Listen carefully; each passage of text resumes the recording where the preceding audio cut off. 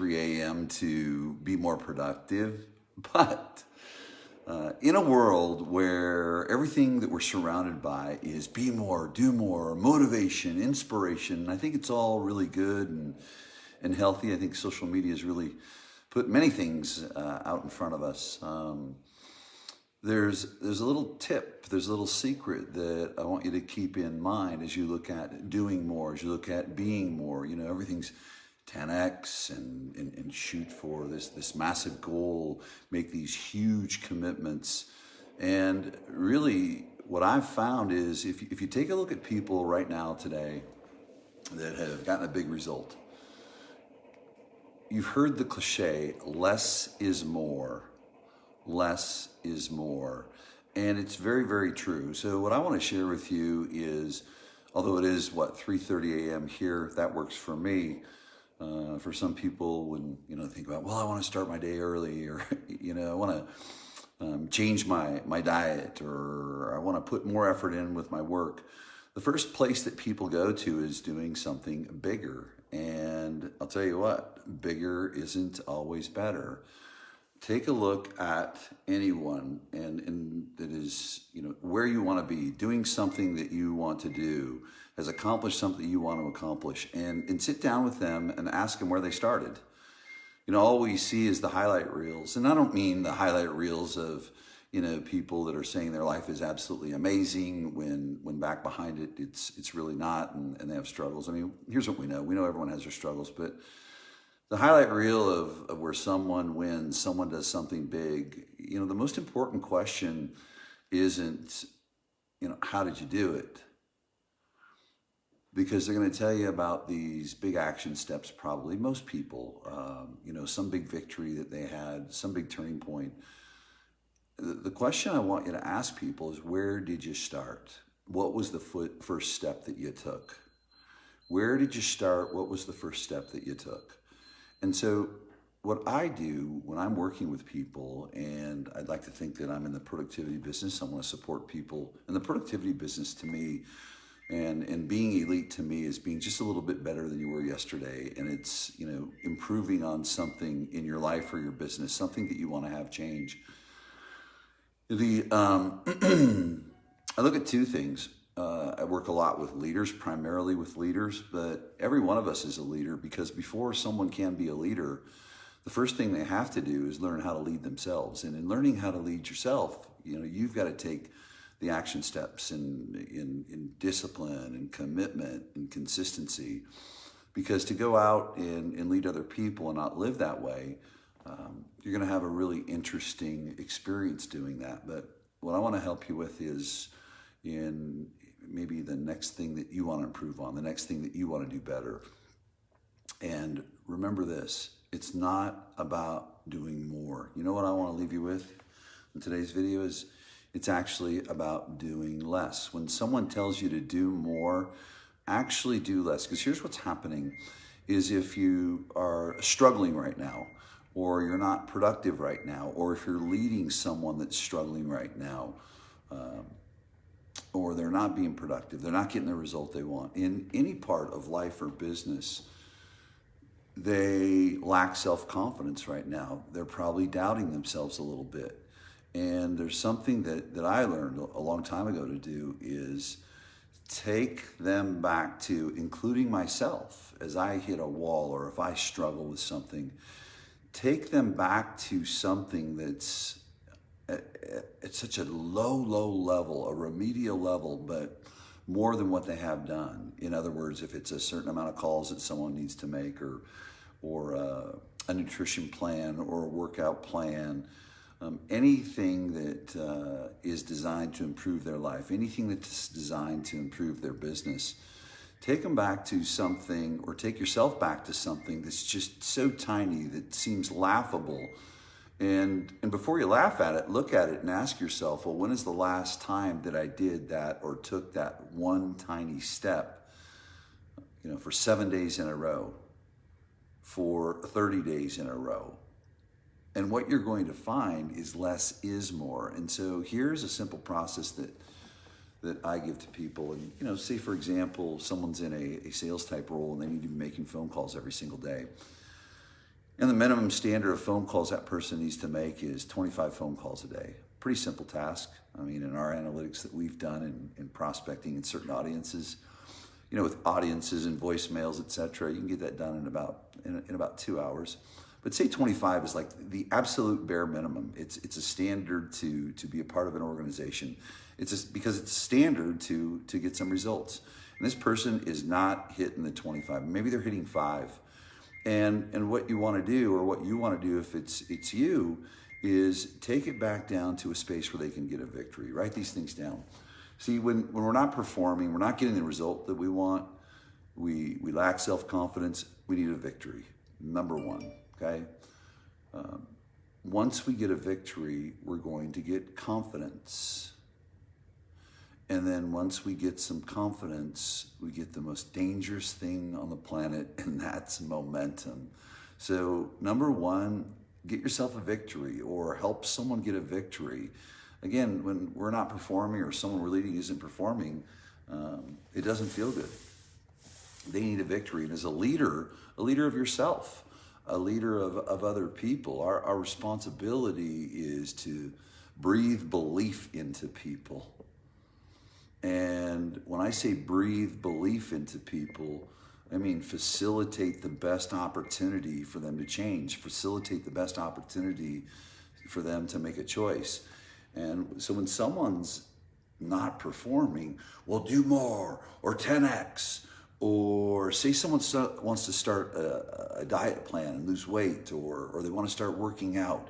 You give them this extreme plan, and what happens is people end up abandoning it. Most people end up abandoning it. So again, go find someone that's productive. Don't ask them how they got there. Ask them where they started. Not how did you get here, where did you start? And what were the micro commitments that you made to get there? What were the micro commitments? What we do is, for example, a business plan is good. Everything has its duality. A business plan is a really good thing, and then it's not. Because what typically happens with a business plan, someone creates a business plan and they look at it, they're excited about it, it goes in the drawer and it's not looked at until the end of the year. It's abandoned. It's overwhelming or just too far out. Well, I'm personally not a fan of business plans. Does it mean that I don't work with people to help them create a business plan? All day long. I had to have them as an operator. What I'm a fan of, because the business plan in many people's psyche is they see it as, I'm not saying that it's written this way, but they see it as the outcome. And the outcome many times can be the problem. You need to have a vision. You need to see yourself as you're going to be. But what you must do is embrace the process. And embracing the process is in micro commitments. What we do is we'll break it down in 7-day time frames where people are making micro commitments. See, because here's the thing. If you're struggling or if you're doing great and you want to do better, the next step isn't something huge. It's a micro commitment with a deadline and having someone hold you accountable, someone who checks in. Accountability not being judgment or condemnation, which is what most accountability has felt like to us. It's about observing or noticing without judgment.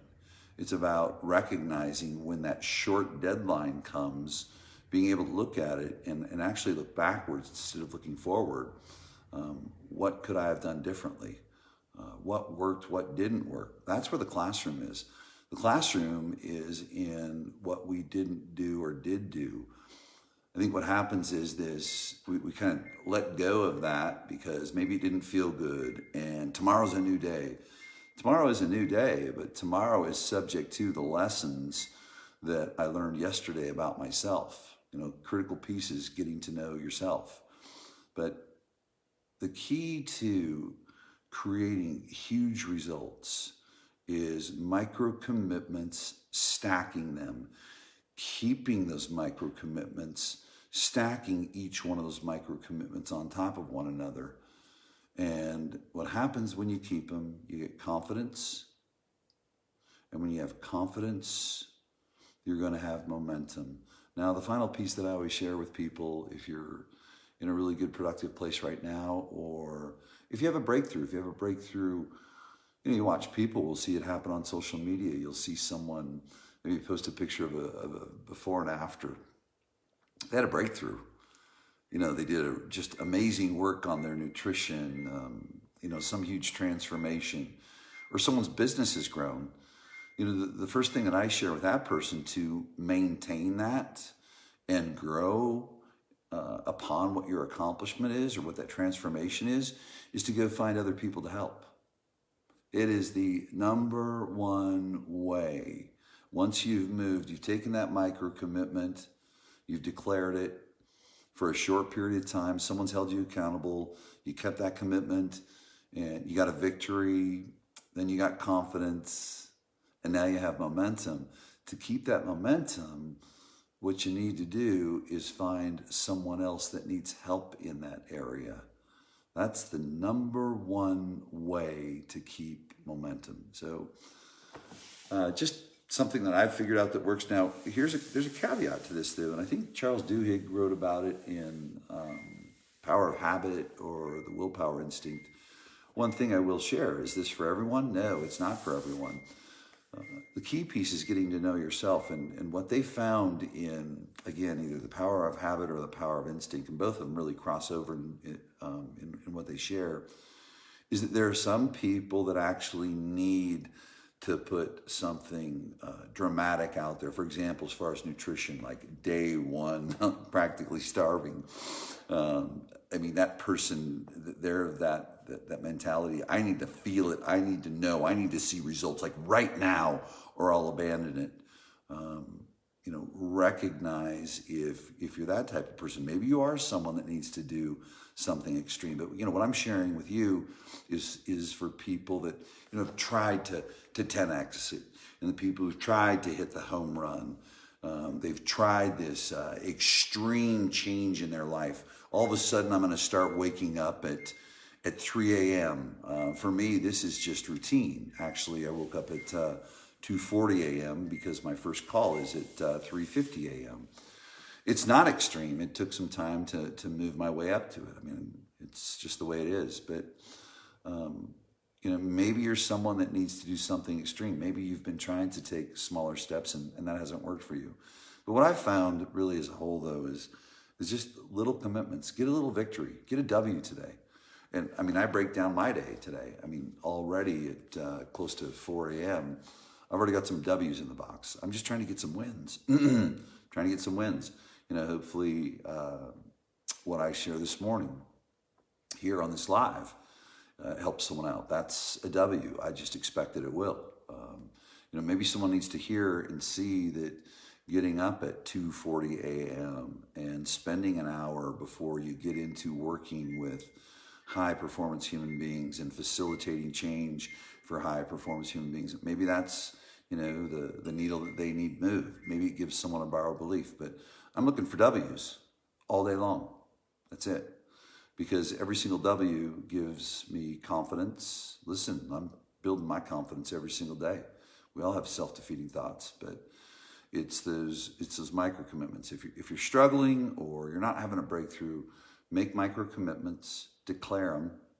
Something small, like something that's almost laughable, because many times what I find is someone that does want to change is they're just not doing the things they need to do. It's really that simple. And you've got to get yourself into a habit. You've got to get yourself into a routine. But lack of confidence, lack of victories, you're not going to get there. Micro commitments will get you there. So, and finally, the thing I'll close in on is do it for yourself. It has to be intrinsic. If you're doing things that for people, places, and things that are outside of you, it's not sustainable. It's extrinsic. It's like I hear people talk about haters. I love the haters. I love the haters. Well, what are you going to do when the hater goes away? Do you need to go find a new hater? That's extrinsic. Again, not sustainable. What you've got to do is you've got to find it from within yourself. And when you find it from within yourself, you're going to deliver, and you'll do it consistently. Absolutely. And take yourself out of your current identity. You look at people that have plans, you look at people that made New Year's resolutions for their nutrition, for workouts. You know, the biggest reason those things don't work out for people, I'm not saying everyone, but the biggest reason many New Year's resolutions fail is people don't see themselves as they're going to be. They still identify themselves as they are. You know, we hear about vision. Absolutely. You have to see yourself as you're going to be, or no matter how good that plan is, you're going to revert back to that identity as you see yourself. So the final piece is this: see it, then do it. See it happening, then do it. Have an awesome day. I got to get after some coaching calls. Talk to you soon.